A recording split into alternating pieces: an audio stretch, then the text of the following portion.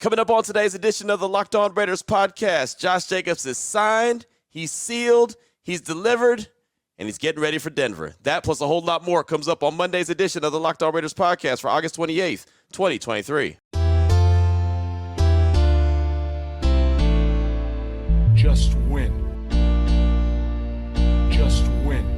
Just win. Just win. The autumn wind is a raider, pillaging just for fun. He'll knock you round and upside down and laugh when he's conquered and won. And won. And won. And won. And won.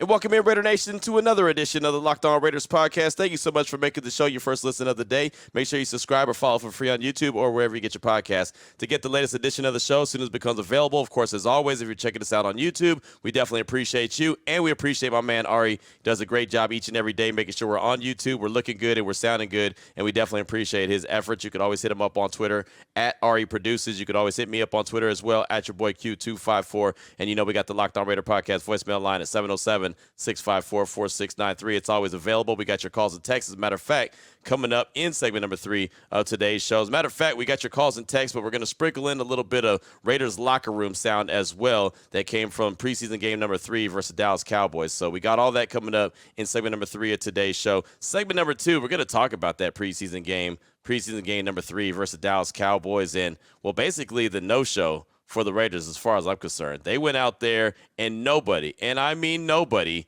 separated themselves from the rest of the pack, which I was a little surprised by, saying it was the final preseason game, and we know cutdowns come up on Tuesday at 1 p.m. Pacific time. So I was a little surprised by what I saw on Saturday, but we'll talk about that coming up in segment number 2 of the show. Here in segment number 1, news and notes of the day, and really everything collected over the weekend. And please believe there's plenty of news and notes to get to coming up in this segment. So let's go ahead and jump into it after I tell you about the title sponsor, which is Gametime. Download the Gametime app, create an account, and use code LOCKEDONNFL for $20 off your first purchase. Last-minute tickets, lowest price guaranteed. That's Gametime. I'll tell you a lot more about them coming up later in the show. But off top, got to talk about running back Josh Jacobs. On Saturday, it was announced that Josh Jacobs and the Raiders came to agreement on a one-year deal worth up to $12 million. Just a little bit over $11 million is the salary, and then with incentives, it could be up to $12 million.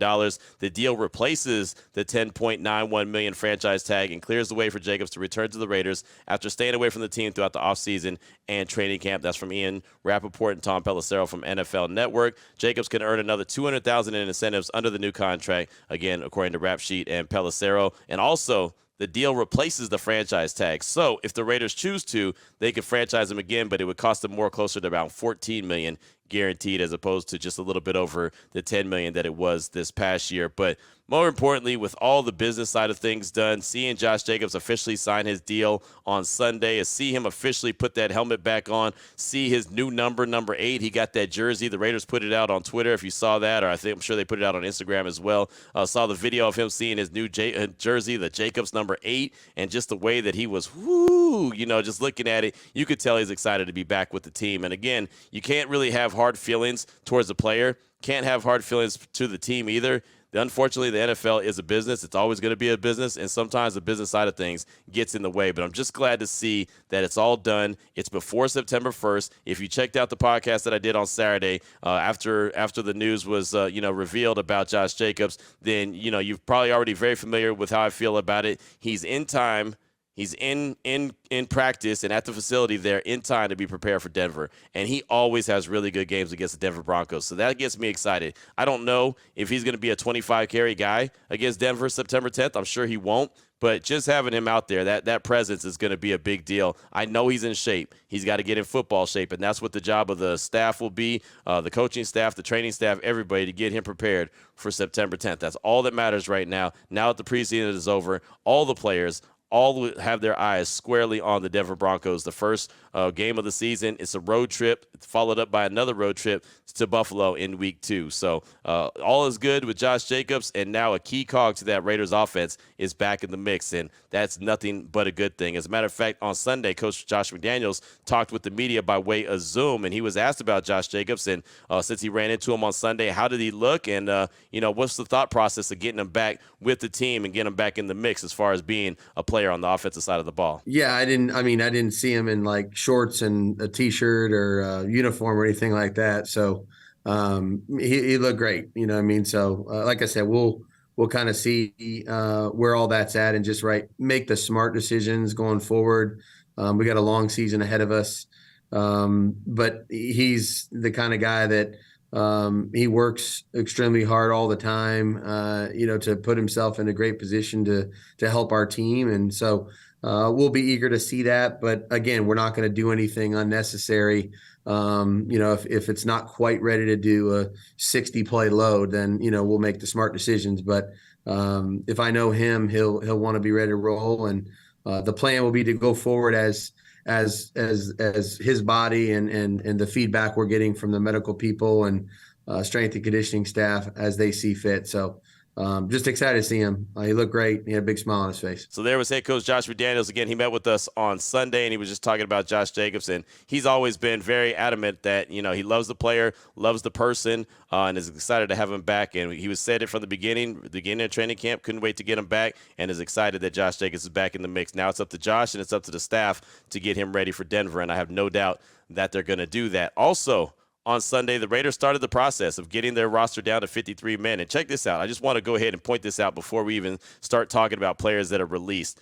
Over the next couple of days, and this is a note I saw on Twitter, and I thought it was very important to go ahead and remind everybody, the NFL teams combined are going from 90 to 53 men. So that's basically 1,180 players are going to either be released or waived to get the rosters down to 53.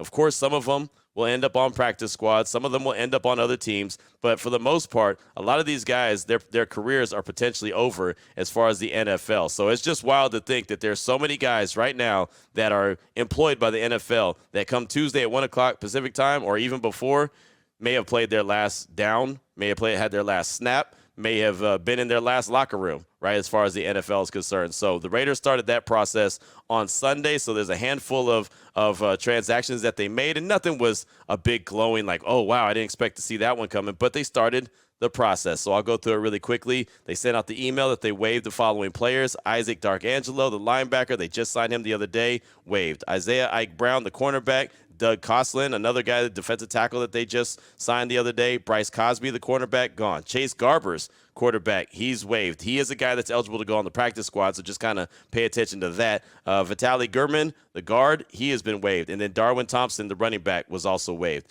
Guys that were waived, injured, Chris Lacey, the wide receiver, he was out of Oklahoma State. He was, a guy that just got banged up during training camp but was never able to get right. So waived, injured, following player Chris Lacey, and then placed the following players on the reserve injured list. Running back Britton Brown, his season's over. Jacob Hollister, the tight end, his season's over. And Isaiah Zuber, the wide receiver, his season is over. And he didn't even sign very long ago, but that's just kind of how it goes. And so that's the first wave. Again, nothing major, nothing that should stand out to you as a big surprise, but this is just how it goes, right? I mean, these guys played their game on Saturday, and like I said, a lot of them, that was the final time that they'd put any NFL uniform on or any NFL helmet or been in any NFL locker room. I'm not saying those guys that just got released, but for the most part, man, there's going to be a lot of guys that are going to be looking for jobs, and there'll probably be a lot of guys looking for jobs outside of the NFL after Tuesday is wrapped up. Also, here's head coach Josh McDaniels. Again, he met with us on Sunday and talked to us about a variety of different subjects, including roster trimming, and if it could be a little easier the second time around now that everybody in the building, they're all on the same page and they all share the same vision. Yeah, I mean, I think anytime you have the ability to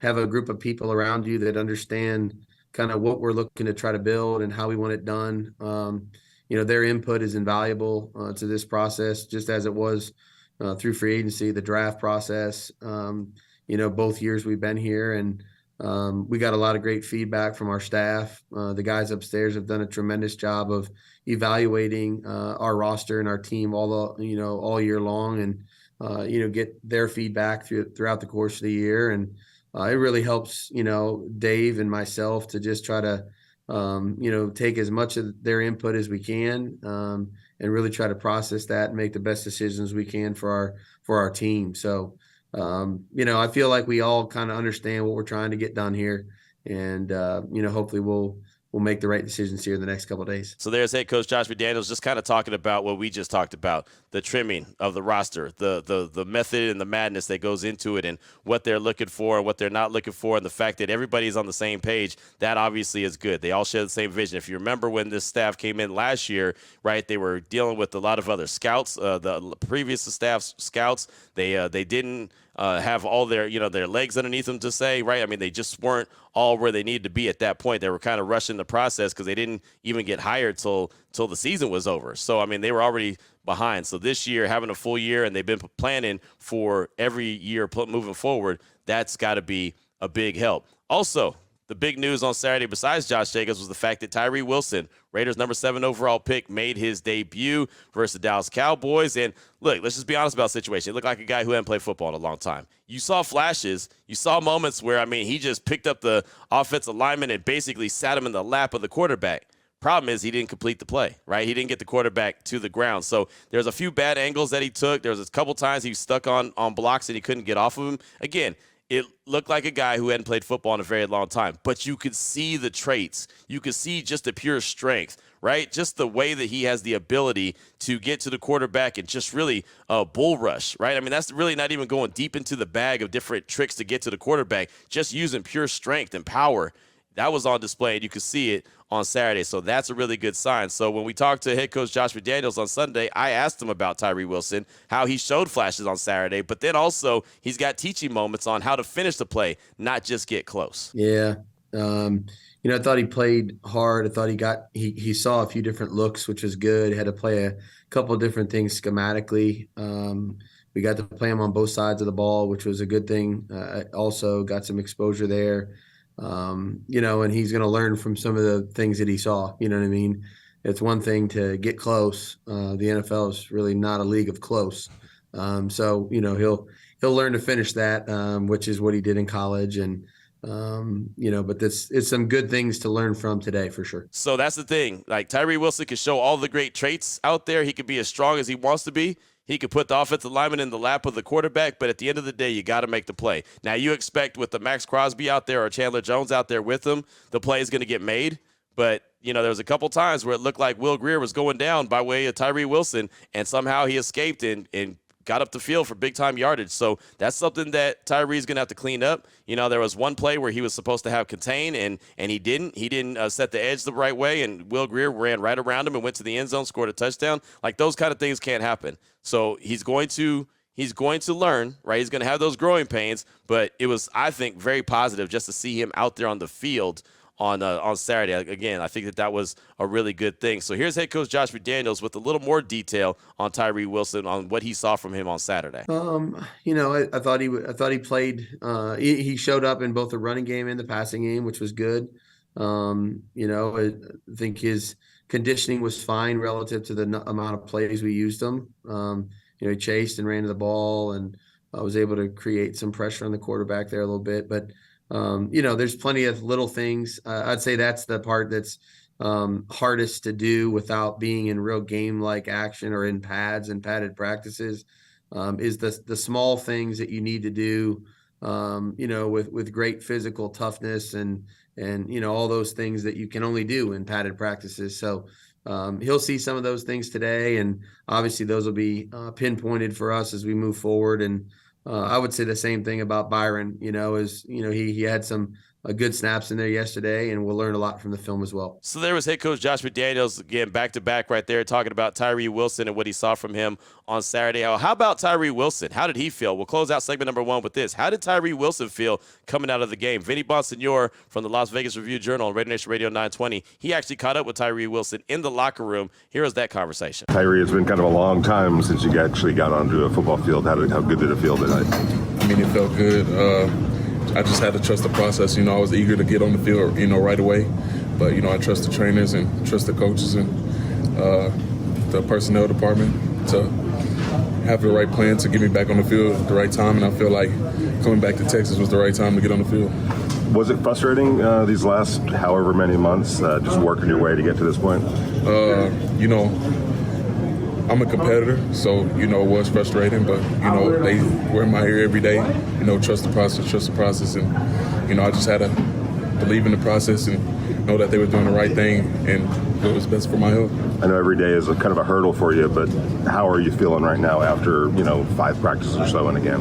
I feel great. Ready to continue to build and keep stacking days and keep stacking calories and build it with my brothers. So there you go, Vinny and Tyree Wilson. And you can hear Tyree saying it was frustrating. I'm a competitor. I want to be out there, but I got to trust the staff. I got to trust the medical staff. I got to believe in the process. And nobody, no NFL fan, no player, no anybody ever wants to hear trust the process, trust the process, trust the process. But there's no doubt about it that there's always a process, and you've got to trust the process. You can't rush it. You don't want to have him have a setback. You just want him to get out there and be able to play at the highest level. But you can only get that when he's 100% ready to go. And again, they've gone and brought him along slowly. Even though Lincoln Kennedy, when I was on the pregame show on Saturday, I asked him about bringing him along slowly, and he didn't like that term. I don't like hearing bringing him along slowly. He was picked in the top 10. He needs to be out there. But again, you've got to save the players from themselves. Sometimes I'm sure he wanted to be out there and participating, but you don't want him to have a setback and then miss a lot of time, especially in the regular season, because he rushed to try to get out in the preseason. So, again, just a positive step, in my opinion, seeing him out there on Saturday. Now it's all about ramping up and getting ready for the Denver Broncos. Coming up in segment number 2, what else did I see on Saturday? Why were the Raiders so underwhelming and disappointing? Well, we'll talk about it and talk about how that could impact the future for some of these guys that are kind of on the roster bubble. We'll do that in segment number 2 of the show after I tell you about Underdog Fantasy. And with August being here, and I know that it's almost September, you know what it means. It's the official start of fantasy football drafting month. You can get championship ready for your home league by trying out Best Ball on Underdog Fantasy. All you do, one live snake draft, no waivers, no trades. Underdog sets your best lineup every single week. Try it out with Underdog's Best Ball Mania Tournament. It's the largest fantasy football contest of all time, and it's back and even bigger with $15 million of total prizes up for grabs, including a crazy $3 million going to the winner. And last year, the winner, they drafted their team in July, so you don't have to wait. You can get it done quick, fast, and in a hurry. Visit UnderdogFantasy.com or find them in the App Store. Sign up with the promo code LOCKEDON to get your first deposit doubled up to $100. That's Underdog Fantasy promo code LOCKEDON. Underdog is the easiest place to play fantasy football and the best place for Best Ball. Best Ball Mania 4 is the largest fantasy football tournament ever. Again, visit UnderdogFantasy.com, find them in the App Store, sign up with promo code LOCKEDON to get your first deposit doubled up to $100. That's Underdog Fantasy promo code LOCKEDON.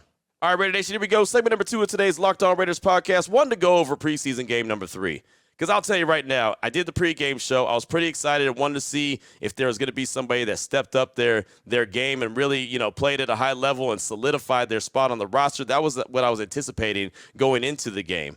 And then coming out of the game, I felt very underwhelmed. Like, what did I just see? And it's not about the win-loss. I mean, the Cowboys won 31-16, but it was just the way they went about doing it. I had a couple people tweet at me and say, Q, I'm getting those feelings again of the Raiders' bad defense. And, it just was so much and so little, it almost looked like lack of effort or lack of, giving a damn out there on Saturday. And there was a few guys that stepped up. Christian Wilkerson had a good day, 10 catches for 122 yards. To me, that really felt like they were showcasing him. That really felt like, hey, you know what, this wide receiver room is really deep, so let's go ahead and showcase this guy. And maybe a team that needs a wide receiver throws a late-round pick at us, right? That's what that felt like to me. I could be completely wrong, but that's what it felt like. They fed him early and they fed him often, and he responded. 10 catches, I think he had like 13 targets, but he had 10 catches for 122 yards, so he did well. Damian Williams, 31 years old, been in the league 8 years. He was out there playing, right? 6 carries, 54 yards, a 24-yard touchdown run. He played well. Daniel Carlson is clearly in midseason form, 3 for 3, 62-yarder on top of that. I didn't even think there was any reason to trot him out there, but they did, and he drilled it, right? And he probably could have made it from 66. I mean, Cash Money Carlson is Cash Money Carlson for a reason. Aiden O'Connell, he was okay. 17 for 26, 178 yards. I don't think he was as good as he was the first 2 weeks of the preseason, but he was okay. He didn't, make any big mistakes. He did make a nice play with his legs where he kept the play alive, rolled out, got around the defender, and found Michael Mayer, the tight end. They ended up picking up 13 yards and a first down, so that was good. So I thought Aiden O'Connell was fine. His preseason totals were great, 41 for 58, 462 yards, 3 touchdowns, no picks, and he led 6 touchdown drives. I mean, that I thought was really good. Again, to me, if he had to go into a game to relieve Jimmy G because of injury or something like that, I feel like the Raiders would be pretty comfortable with him going out there. Obviously, they're comfortable with Brian Hoyer. He didn't play at all, so that lets you know that he has the number 2 spot. And again, it doesn't matter. I did the show last week about maybe Aiden O'Connell could get the number 2 spot and then at the same time realize, you know what, the the number on the side of the pecking order probably doesn't matter.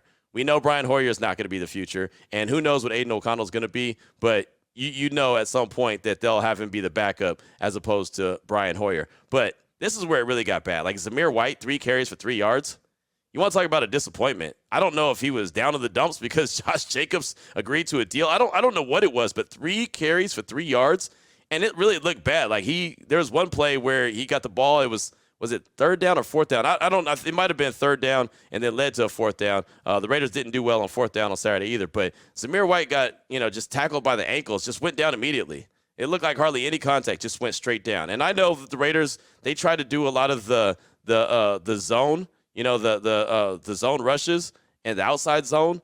And I don't think that he's great at that. I think he's more of that power back that just kind of gets downhill. And he's really good at those draw plays, especially those first down draw plays where no one really sees it coming, and all of a sudden, boom, he hits the hole pretty hard. He did well in that second game against the Rams. He was okay in week 1 against the 49ers, but that game against the Cowboys, even though he only carried the rock 3 times, it just seemed like he was disinterested. And I'm not too sure why anybody on the team that was playing in that game, because it's not only just the Raiders. Like someone's going to say right now, well, Q, a lot of them know that they're not going to be on the team. That's fine. You're auditioning for the whole league. You're not just auditioning for the Raiders. You're going out there and you're playing for the other 31 teams as well. You want to put something good on film. And I didn't see a whole lot of good on film. I saw flashes of good. Like I thought Amik Robertson played good at times. I thought Duke Shelley played good at times, right? But that was really it. David Long, I thought he looked bad, right? And it's funny, on the TV broadcast, I kept hearing about how good the secondary was, and I kept thinking, not in this game. The secondary didn't look very good in this game. I mean, 3rd and long, continue to give up. 3rd and long, continue to give up. 3rd and long, continue to give up, right? It's like, what in the hell's going on? And when they didn't give it up by the air, then Will Grier was picking it up on the ground, right? The defense, again, for a unit that I think a lot of people, including myself, have been getting pretty excited about because it looks like they're taking that next step. It was just not good, right? And I don't care if you're the first string, second string, third string. If you're out there on the field, you got to play at a high level. And I'm sorry, they just were not, in my opinion, were not playing. They almost looked like they were disinterested. And again, for guys that are out there fighting for their jobs, to me, that's bizarre, right? I mean, Austin Hooper, didn't see him play, so I'm assuming that he made the squad. But I mean, he's been a guy that's been disappointed so far in preseason. We'll see what happens by Tuesday, but I feel like he's pretty much made the squad just by the fact that he didn't play on Saturday. But the guys that were out there, right? I mean, there was some good here and there. But for the most part, and really in particular, I'm looking at the defense. They just couldn't get anything going. The offense, they didn't do very good in the red zone. They were 0-2 in the red zone. The Cowboys were 4-for-4. But again, the Cowboys being 4-for-4 in the red zone to me is, okay, the defense wasn't very good. So I was really disappointed, to be 100% honest. I was really disappointed with the performance I saw. Again, I don't care about the wins and losses in the preseason. It's, again, the way that you get there. And I thought that the way that the Raiders got to the loss on Saturday was not very good. I mean, I even said in the postgame show, I was like, man, the Raiders defense has been playing pretty well. Well, not really tonight, but right. But I mean, for the most part, throughout preseason and training camp, they have been looking a lot better. They didn't, like I said, they didn't look like they were interested at all in being at AT&T Stadium in Arlington. Like they were already done with the preseason. And I just think that was a mistake, right? I mean, there were some guys that I was looking at and really trying to focus in on to see if they were going to be able to play. Like Drake Thomas, he looked okay. Luke Masterson, he had moments where he looked good and moments where he's, pretty bad. He had one play where he could have made an interception. All he had to do is turn his head around, didn't. He had a play where, he could have stopped somebody for a loss in the backfield. He had one where he did convert that and did really well. Another one, it's like the running back ran right through him, right? And so there was, like I said, there was a lot to be desired. I was just happy to see Tyree Wilson out there. We knew Josh Jacobs wasn't going to be out there, but seeing Tyree Wilson out there in the amount of snaps that he got just to go ahead and start to get his legs under him, clearly he's got a long ways to go. But all in all, man, I was pretty disappointed, not going to lie, by that performance from the team. Again, certain guys did well. Wilkerson, great. Now maybe a team's going to go trade for him. I really feel like that's what that was. I mean, my gut feeling tells me that they were showcasing him, trying to get a team out there to potentially trade for him. And I do think that there's teams out there that are probably interested in him and interested in one of the wide receivers or multiple wide receivers that the Raiders have. They have a deep wide receiver room. right? I mean, it's just they do. It's incredible. I asked Coach McDaniels about the wide receiver room in the media session that we had on Sunday by way of Zoom. I told him, I asked him, and matter of fact, here it is right here. I asked him about the different flavors of wide receivers that they have in that room right now. You know, what are the traits that he's looking for? What are the traits that Dave Ziegler and company are looking for guys they could potentially keep on the roster? You know, I mean, look, they have to be in that room smart, tough, dependable. I would say with the way we do a few things, mature, you know, because we ask them to play a lot of positions and learn some different things. And the more you can do, the more you understand, the more roles you can play or potentially back up, the better off you are for us taking you to the game, you know. And at the end of the day, they got a couple jobs, you know, get open and catch the ball. And, you know, let's just start with that. So if they can do that, then they'll find a way to contribute on our team. And I think we tried to create competition and depth in that room. I think we did that. I think we've had a number of guys this year in this camp really stand out at different times and make a bunch of plays. And that room, it'll be a tough decision here coming up. So there's Coach McDaniels just talking about the wide receivers and the traits, and thought it was funny. They got to be able to catch the ball. Well, yeah, that's their number one job. They got to be able to catch the ball, and that's the problem that they don't have. All those guys in that wide receiver room, if it's Keelan Cole, if it's Christian Wilkerson, if it's Cam Sims, right, DeAndre Carter, I mean, guys like that, they can all catch passes, and they all have different styles. So it's going to be interesting to see who they keep. But I tell you, it felt like Christian Wilkerson was being showcased for a team to potentially call up the Raiders and make a trade. But who knows? We'll see. All in all, though, not a very good performance for the Raiders. I don't want to be too critical and sound too down. I just thought that I would see a couple of guys at least try to separate themselves, similar to what Amik Robertson did, in my opinion, last year, where he really balled out in that fourth preseason game, and I feel like solidified his roster spot. I didn't see anyone do that on Saturday, and that's exactly what I was looking for. Coming up in segment number 3, your calls and texts straight off that Locked On Raider podcast voicemail line, 707-654-4693. Before we get to that, though, I do want to tell you about the title sponsor of the show, which is Gametime. And there's times that you all of a sudden find out you got family and friends coming to town. If it's not you, it's me, right? That happens to me all the time. And sometimes it stresses me out. It's like, hey, can you get some tickets? Oh, they want to go to the Raider game. Can you get some tickets last second? And it's funny because, you know, the job that I do and the coverage of the Raiders is like, oh, yeah, I think that Q can get some tickets pretty quick. No. Q's got to get tickets just like everybody else. But, you know, we find ways to get it done. We'll do it last minute, and Gametime can help you do that. It doesn't matter what event it is. As long as you want to go, sports, music, comedy, theater, whatever the case may be, they've got you covered. All you got to do is check out Gametime. Forget planning it months in advance. Gametime has deals on tickets right up to the day of the event. Get exclusive flash deals on tickets for football, basketball, baseball, concerts, comedy, theater, and a whole lot more. Gametime guarantee means you'll always get the best price. If you find the tickets in the same section and row for less, Gametime will credit you 110% of the difference. Get images of your seat before you buy so you know exactly what to expect when you arrive. Buy tickets in a matter of seconds. 2 taps, boom, you're done. Tickets are sent directly to your phone, so you'll never have to dig through your email. All you got to do, download the Gametime app, create an account, and use code LOCKEDONNFL for $20 off your first purchase. Terms apply. Again, create an account. Redeem code is LOCKEDONNFL for $20 off. Download Gametime today. Last-minute tickets, lowest price guaranteed. Here we go, Raider Nation. Segment number 3 of today's Locked On Raiders podcast. Your calls and text draft that Locked On Raider podcast voicemail line, 707-654-4693. Went a little long in segment 1 and 2, so we'll try to get through these as quick as possible. Let's start things off with Barry from Baltimore. He's calling to talk about Josh Jacobs and the team agreeing to a deal, what that means for the team, and how he now feels about the upcoming season. Here he is, Barry from Baltimore. What up, Q? This is Barry from Baltimore. I just wanted to call in real quick. I heard the quick little podcast that you put up today. I appreciate it, man. Especially getting a little bit of extra on a Saturday. First, I want to congratulate you on the 5 years. That's awesome with the podcast. I listen every day, so, you know, I appreciate what you do and all the content you bring to us, Raider Nation. So thanks, man, and congrats on that. But real quick on the Jacobs thing, I'm happy, man. I wanted this to happen. Of course, I wanted a long-term deal. That didn't happen, but I'm pumped. I think it's going to speak volumes for the locker room. I think the veterans are going to be happy. I think Adams, Crosby, you can already tell on social media.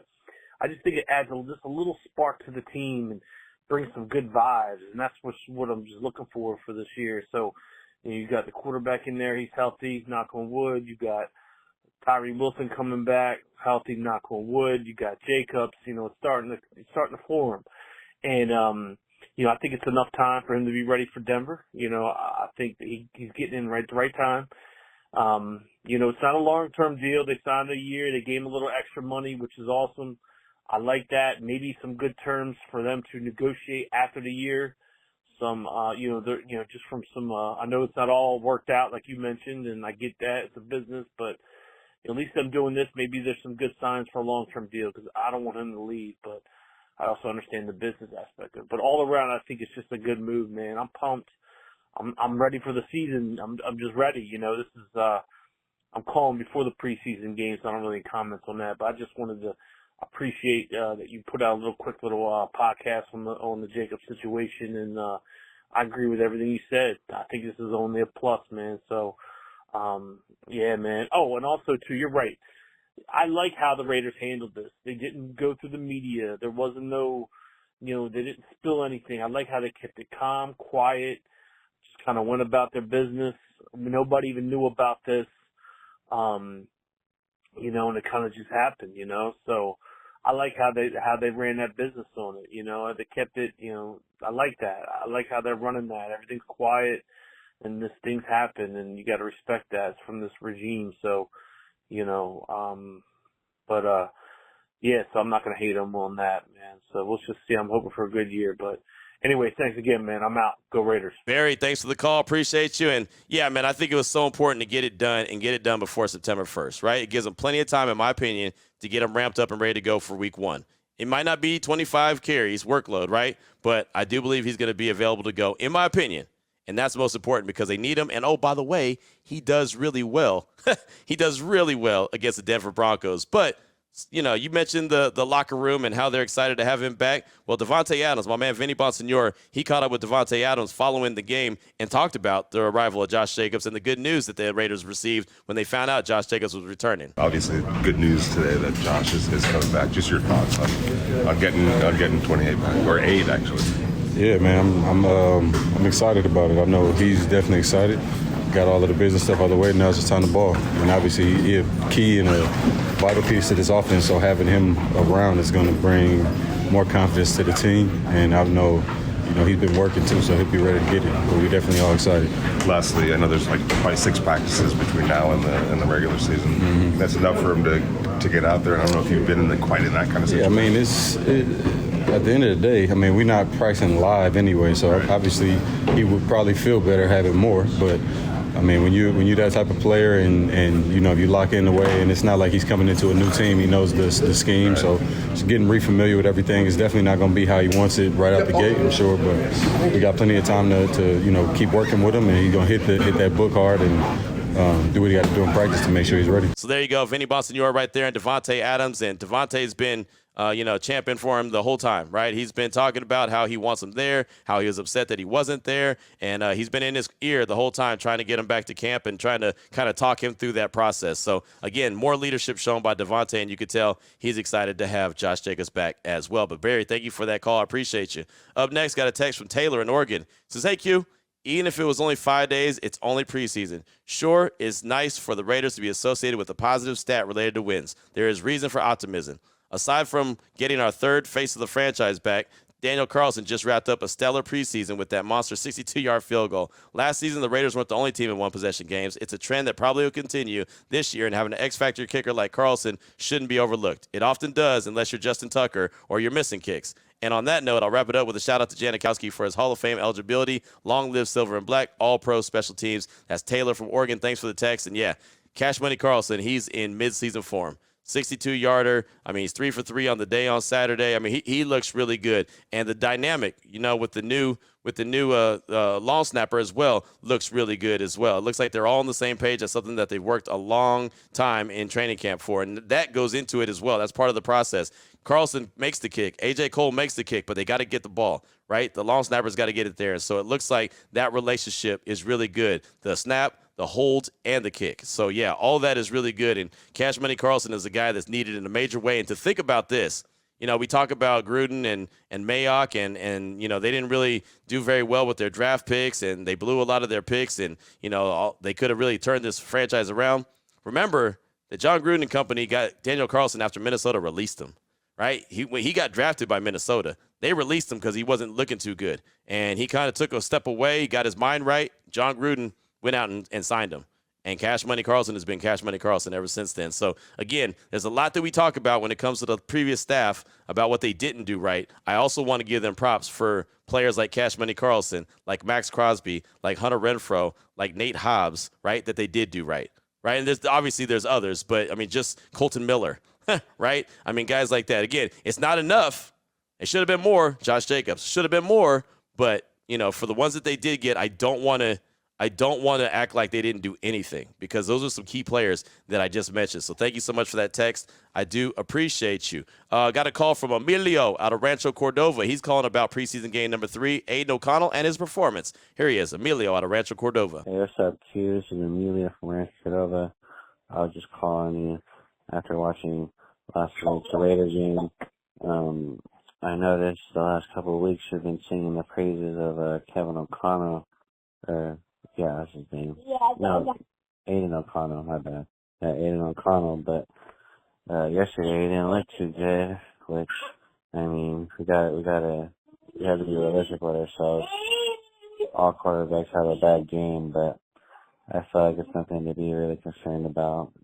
It's just one bad game out of his first 3 games in the NFL, so I'm pretty sure he'll learn from it and get better. And, yeah, I don't know, just watch that on that Q, but I think he'll get better as he continues to play. This one game that he didn't do good in is something for Raider fans not to overreact on. But yeah, man, keep doing your thing, Q. I listen to the podcast every morning. It helps with my commute to work and back. So, all right, Q. Have a good day. Bye-bye. Thank you so much for the call, my man. And, yeah, the team in general, like I said in segment 2, they didn't have a good day, right? O'Connell was okay. Wilkerson was good. But for the most part, I felt like that was a showcase. As I said multiple times in segment number 2, I don't know if some team's going to be willing to trade for him, but I feel like that was the end-all, be-all goal is potentially getting a Wilkerson trade, some team to go up and even just some late-round pick. Who cares? If you get something, that's better than nothing. But speaking of Aiden O'Connell and the performance from the team on Saturday, here's Aiden O'Connell following the game with Vinny Bonsignore talking about the team's overall performance. Just a frustrating night. I think, we got off to a slow start with the first 3 and out, and then just didn't score touchdowns. So when you kick a lot of field goals, it's just frustrating. You got to put in the end zone, especially when their offense is playing well. So just kind of a frustrating night. Definitely left a few plays out there personally. So just frustrated. As you finished up your 3 preseason games here, just what's your take overall on your first 3 games as a pro? Yeah, I think a lot of good and a lot of bad to both take and try to learn from, and you just try to learn week to week and not make the same mistake twice. Try to just cut down the mistakes as much as possible, but also the good plays, try to capitalize and multiply those. So all in all, obviously 2-1. We'd like to be 3-0, but it was a good couple wins, and it was just not our best performance tonight. There it is right there. So that was Aiden O'Connell following the game with Vinny Bonsignore, and I definitely appreciate Vinny. I wasn't able to be at the game. I was doing the pre- and the post-game show at the Raiders facility, so I didn't make the trip to Big D, but Vinny to be able to provide that sound and send it to me, I thought was really cool and really on his A game. So definitely appreciate Vinny, and then I'm able to bring that here to the show. We'll close things out with a text from Raider Ed in Orange County, Cali. He says, "Hey, Q, it's Raider Ed from Orange County, California. I want to congratulate you on your 5-year anniversary, brother. I'm very happy you are the voice of the Locked On Raiders podcast. I also want to talk about the dogs of the Las Vegas Raiders. Mad Max, Jimmy G, Jacobs, and Peters are definitely the big dogs, but I feel like Carlson has also earned the title of being a dog. A 62-yard field goal confirms it. I truly believe Carlson is a dog. What do you think, Q? Is it safe to say Carlson is a dog? Much love to Raider Nation. Ari and my man Q. Be safe, everyone. Take care." That's Raider Ed in Orange County, California. Thank you so much for the text. Thanks for the 5-year shout-out as well. And, man, 5 years went by quick, right? I remember starting on this podcast right after Jack Del Rio basically fired himself, went to the podium and announced that he wasn't going to be returning. And then all of a sudden Mark Davis was hiring John Gruden, and that was when I started. And now here we are in 2023, and it just seemed like that just went by like that. Boom. just a quick snap. So, yeah, 5 years in the books, just like that. And it's funny, I tweeted out because the Locked On Podcast Network tweeted out congratulations. And so I tweeted out it's been a fun run with the fun network or a great network. And people thought that meant that I was quitting. They're like, wait, it's over? The run's over? And I was like, no. I'm just saying it's been a fun run. And it has. I've met a lot of great people. I've had a lot of great relationships, told a lot of great stories, and been part of a lot of people's lives, even people that I didn't realize, have been affected. So I'm just so glad that this podcast could help people in their everyday walk of life. I don't know how this show affects you on the daily. It could just be you want to get your Raiders information and get out. You might want to escape from whatever else is going on. There's so many different things that people use sports and shows like this for. And as long as I can be a part of your day and help you out with that, whatever the case may be, however I could be assistance, it's my honor. I definitely appreciate that. So thank you so much. And there's no doubt that Daniel Carlson's a dog. Daniel Carlson, AJ Cole, right? Those guys, they get it, right? Those guys, they are awesome. And it's great for the Raiders to have those kind of dudes, right? AJ Cole is the guy that can flip the field. That's changing field position. That's a weapon, right? That's something that you want to have. And Carlson, a 62-yard field goal, I know it's preseason, but, man, he just lets you know he's ready to go. He's ramped up. Let's do it. So, yeah, he's definitely a dog. So, thank you so much for that text. I appreciate you. And, yeah, shout out to Cash Money Carlson. 62-yard field goal. There's no better way, I guess, to wrap up the preseason than with something like that. So now it's on to the regular season and Denver. All eyes on Denver from everybody, from Max to Jimmy to Josh to Daniel to AJ. Everyone, all eyes on the Denver Broncos. We'll be back tomorrow. We'll have more calls and texts throughout that Locked On Raider podcast voicemail line. We'll have more news and notes of the day, of course, as the Raiders get closer and closer to that Tuesday 1 p.m. Pacific time deadline to get the roster trimmed down to 53 men. And, of course, we'll have plenty of sound from that as well. And we'll have plenty of conversation because that's what we do around here. So until then, Raider Nation, take care of yourself, take care of your family, love on your family. Most importantly, as always, just win, baby.